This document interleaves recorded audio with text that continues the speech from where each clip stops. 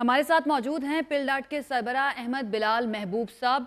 अहमद बिलाल महबूब साहब, बहुत शुक्रिया हमें ज्वाइन करने के लिए। सर, हम ये एक कॉन्वर्सेशन जो है, डिबेट जो है, दोबारा से हम शुरू करना चाह रहे हैं कि सूबे जो हैं, छोटे फेडरेटिंग यूनिट्स जो हैं, वो पाकिस्तान के लिए अच्छी गवर्नेंस के लिए क्यों ज़रूरी हैं, लेकिन इसके अंदर क्या रुकावटें हैं। पॉलिटिकल विल की बात हो गई, टेक्निकलिटीज़ की बात हो गई, इन सब चीज़ों की बात हो गई है। आप बताइएगा, आप क्या समझते हैं कि इसके अंदर रुकावट, ऑब्स्टिकल सबसे पहले आपको कहां पर नजर आते हैं? बहुत शुक्रिया। देखिए, इसके बारे में तो बड़ी वसी तर इत्तफाक राय की जरूरत होती है, क्योंकि हमारी जो कॉन्स्टिट्यूशन की रिक्वायरमेंट है वो ये है कि इसमें जिस सूबे की हदूद में तब्दीली हो रही हो उसकी भी 2/3 मेजोरिटी चाहिए, उसकी सूबाई असम्बली की। और उसके बाद फिर कौमी असम्बली में भी 2/3 मेजोरिटी चाहिए और सेनेट में भी 2/3 मेजोरिटी चाहिए। और अगर एक से ज्यादा सूबों के बॉर्डर्स में तब्दीली हो रही हो तो फिर इसका मतलब है कि उन तमाम सूबों के असम्बलियों की 2/3 मेजोरिटी चाहिए। तो this is a near impossibility. ये हो सकता है लेकिन ये बहुत ही मुश्किल काम है। तो इसलिए सबसे बड़ी रुकावट तो यही है कि इसमें इतनी बड़ी इत्तफाक राय पैदा होगी तो सूबों के हदूद तब्दील होंगे, तो इत्तफाक राय होता हुआ नजर नहीं आ रहा। सही, और डेफिनेटली ये बहुत बड़ा चैलेंज है। पहले तो 2/3 मेजोरिटी असम्बली में होना, बाकी सूबाई असम्बलियाँ जो हैं उनके अंदर होना, ताकि हदबंदी जो है उसको दोबारा से किया जा सके।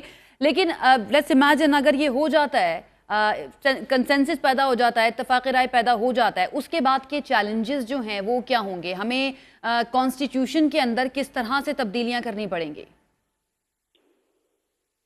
देखिए, जब ये बड़ा फैसला हो जाएगा कि कोई नए सूबे बन गए हैं तो फिर सूबों के बारे में तो आइन में पहले ही चीजें मौजूद हैं कि हर सूबे का एक हाई कोर्ट होगा, हर सूबे की एक असेंबली होगी, हर सूबे का एक गवर्नर होगा, हर सूबे का एक पब्लिक सर्विस कमीशन होगा।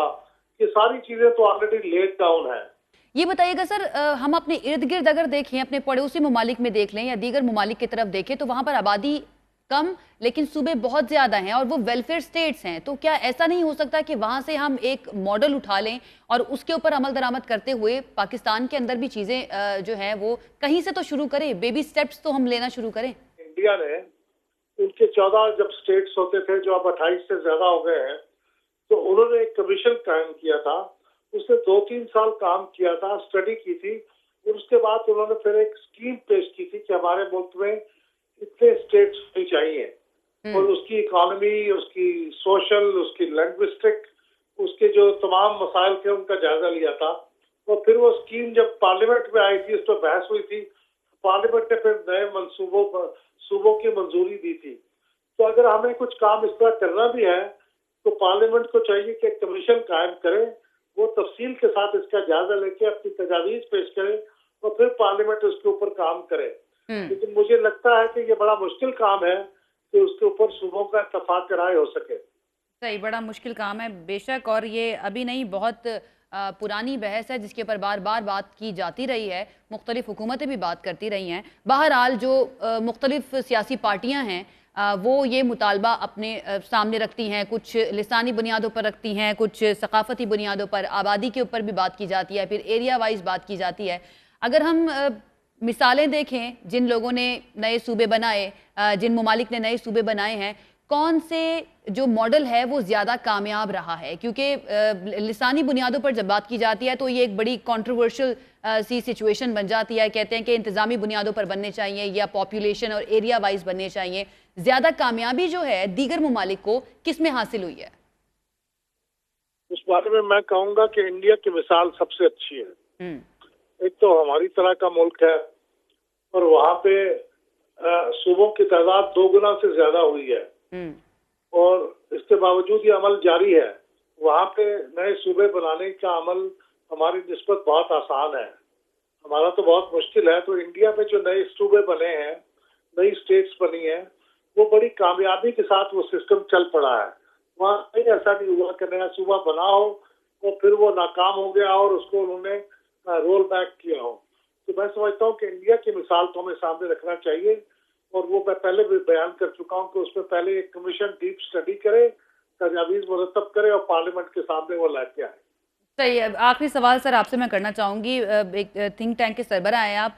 मुख्तलिफ हुकूमतों के साथ आपके राब्ते भी रही हैं, उनके साथ बातचीत भी होती रही है, आपको भी पॉलिटिकल विल की कमी नज़र आ रही है या फिर कोई और मामला आपको नज़र आ रहा है कि टेक्निकल कैपेबिलिटी नहीं है हमारी राइट नाउ ये सूबे बनाने की? मेरे ख्याल में पॉलिटिकल विल की भी कमी है। मसला आप मिसाल देखें, अगर नए सूबे बनेंगे तो सिंध में जाहिर है एक से ज्यादा सूबा बनेगा ना। तो सिंध के जो पाकिस्तान पीपल्स पार्टी है या सिंधु देश के लोग, हामी जो लोग हैं, या जे सिंध महाज के लोग हैं, वो तो सिंध की तकसीम को कहते हैं हमारी माँ को तकसीम करने के मतराते थे। वो किसी कीमत पे ये करने नहीं देते और वो कहते हैं कि हम तो इसलिए मारेंगे, मर जाएंगे, लेकिन सूबे तो तकसीम नहीं होने देंगे। तो इस तरह की जब जज्बाती लगाव आपका हो तो फिर आप किस तरह से मजीद सूबे बनाएंगे? और यही काम सूबा खैबर पख्तूनख्वा के अंदर है। वहाँ पे भी आपने देखा बहुत खून बहा है सूबा हजारा के नाम बिल्कुल। तो इसी तरह पंजाब के अंदर जो सराइकी सूबा या भावलपुर या मुल्तान का सूबा, जनूबी पंजाब का सूबा, वो बनाने की भी कोशिशें हुई है, वो भी कामयाब नहीं हुई। तो पॉलिटिकल विल की भी कमी है और इसकी वजह ये भी है कि ये करने के लिए जिस इत्तफाक की राय की जरूरत है वो इत्तफाक की राय मौजूद नहीं है। इत्तफाक की राय के अलावा उसके लिए जो होमवर्क की जरूरत है वो होमवर्क भी हमने नहीं किया हुआ, सिर्फ जज्बाती बातें कर रहे हैं। होमवर्क नहीं किया हुआ, सिर्फ जज्बाती बातें ही की जाती हैं और उसके ऊपर बात तमाम सियासी जमातें करती हैं, लेकिन अमली तौर पर कुछ नहीं होता है। अहमद बिलाल महबूब साहब पिलडाट सरबराह हमारे साथ मौजूद थे और वो अपना टेक्निकल ओपिनियन और क्यों पाकिस्तान में मुश्किल है नए सूबे बनना, नए फेडरेटिंग यूनिट्स बनना, उसके बारे में हमसे बात कर रहे थे।